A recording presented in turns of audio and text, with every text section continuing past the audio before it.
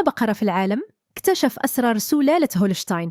هل تصدق أن بقرة ممكن يتباع ثمنها بحال ثمن فيلا فاخرة أو طيارة خاصة؟ أي ماشي خيال. في عام 2009 بيعت بقرة من نوع هولشتاين واسمها ميسي بأكثر من $1,200,000.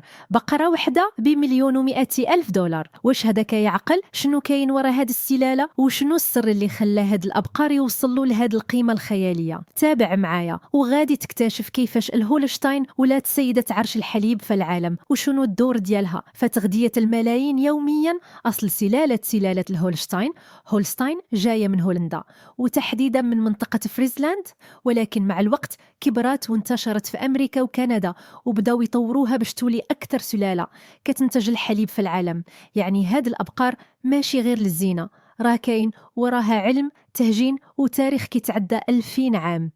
الشكل والمميزات، واش سبق ليك شفت بقرة بيضة وسوداء كبيرة الحجم بحال البقع ديالها مرسومين بالرول؟ هذا هي الهولشتاين. اللون ديالها أبيض وأسود وأحيانا أحمر وأبيض. الحجم، البقرة كتوزن حوالي 600 إلى 700 كيلو والسور كيوصل حتى إلى 1200 كيلو. الإنتاج هنا فين كتجي المعجزة. البقرة الواحدة كتقدر تنتج حتى 50 لتر حليب في اليوم. تخيل، يعني في العام كتجيب لك أكثر من 10,000 لتر.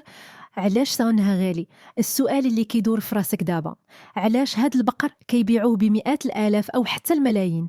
أجي نقول لك. أولا، الإنتاج ديال الحليب خيالي. ثانيا، السلالات ديال النخبة كيتشاركوا فيها جينات محسنة وراثيا. بعض الأبقار كتفوز بجوائز في مسابقات دولية وهذا الشيء كيزيد من قيمتها السوقية. وفوق هذا الشيء الهولشتاين كتكون مطلوبة في التهجين باش يحسنوا سلالات أخرى. يعني فلاح كيشري بقرة من هذا النوع بحال اللي كيشري استثمار كيولد ليه الذهب الأبيض. التحديات والرعاية، ولكن ماشي كل شيء وردي.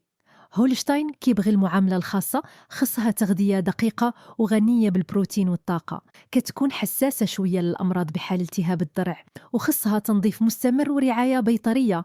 يعني إلا بغيت تربيها خاص يكون عندك علم، إمكانيات وصبر، ماشي بحال البقر البلدي اللي كيكبر في البادية بلا صداع راس. واش ممكن تربيها في المغرب تستل العالم العربي؟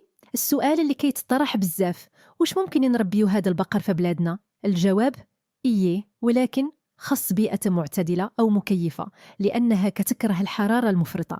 خص علف متوازن وماء بفرة، وضروري من طبيب بيطري يتابعها بشكل دائم. بزاف ديال الفلاحين في المغرب وتونس ومصر بدوا يدخلوا هذه السلالة وفعلا كانت النتيجة مبهرة. إذن هذه البقرة ماشي غير بقرة، راها معمل حليب متحرك واستثمار حي. وسلالة الهولشتاين علمتنا أنه الفلاحة ما بقاتش تقليدية ولا تفاهة، علم، جينات وفلوس كبار. فالمرة الجاية اللي تشوف بقرة بيضة وسوداء ما تخليهاش تمر قدامك عادي، راها يمكن تكون كتساوي أكثر من طوموبيلتك.